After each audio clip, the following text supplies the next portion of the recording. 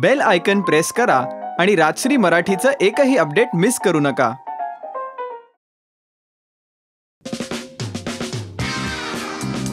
First time.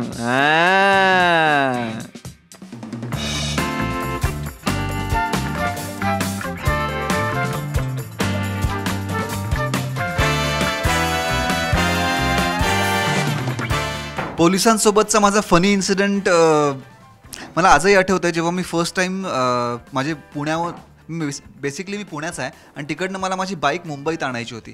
So मी बाईकवरून येत होतो आणि मुंबई पुणे एक्सप्रेस हायवेवर एक मध्ये असा एक पॅच आहे जिथे तुम्हाला ॲक्च्युअल एक्सप्रेस हायवेवरनं जावं लागतं आणि तो पॅच एक आय थिंक खोपोलीच्या आसपास कुठेतरी आहे. आणि मी आणि माझा एक मित्र आहे जो आम्ही दोघं येत होतो आणि चुकून काय झालं की तो पॅच संपला आणि मी थोडं पुढे गेलो कारण माझ्या लक्षात आलं नाही आणि तिथे मला पोलिसांनी अडवलं. म्हणजे ट्रॅफिक पोलीस होते ते आणि त्यांनी अडवलं आणि मला त्यांनी साईडला घेतलं आणि ऑब्व्हियसली त्यांनी विचारलं की तुझे पेपर्स दाखव किंवा ते हे दाखव, तुला कळतं का तू एवढी मोठी रिस्क घेतो आहेस वगैरे. आणि खूप त्यांनी मला झापलं आणि मी एका पॉईंटला घाबरलो, यार आपल्यातनं खूप मोठी चूक झाली आहे.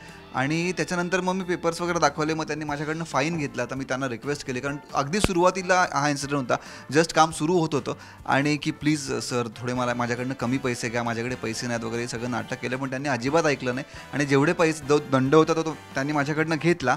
आणि हे सगळं झाल्यानंतर जेव्हा त्यांनी पावती बनवली माझ्या नावाची, मला पावती दिली आणि आता मी म्हटलं आता निघू का मी, तर तेव्हा मला त्यांनी सांगितलं की एक तुझ्याबरोबर फोटो काढता येईल का मला. तर मला 2 मिनटं कळलं नाही हे असं का बोलतात, कारण तेव्हा माझी आय थिंक 4 दिवस सासूचं ही सिरियल चालू होती.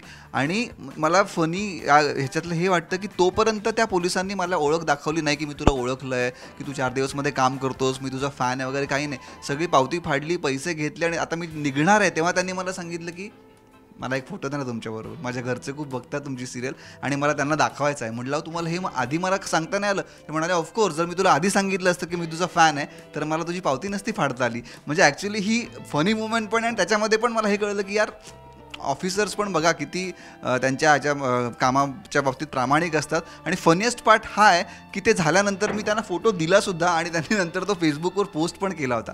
सो इट्स अ व्हेरी काय म्हणूया आपण खूप विटी आणि फनी इन्सिडेंट होता तो माझ्या आयुष्यातला.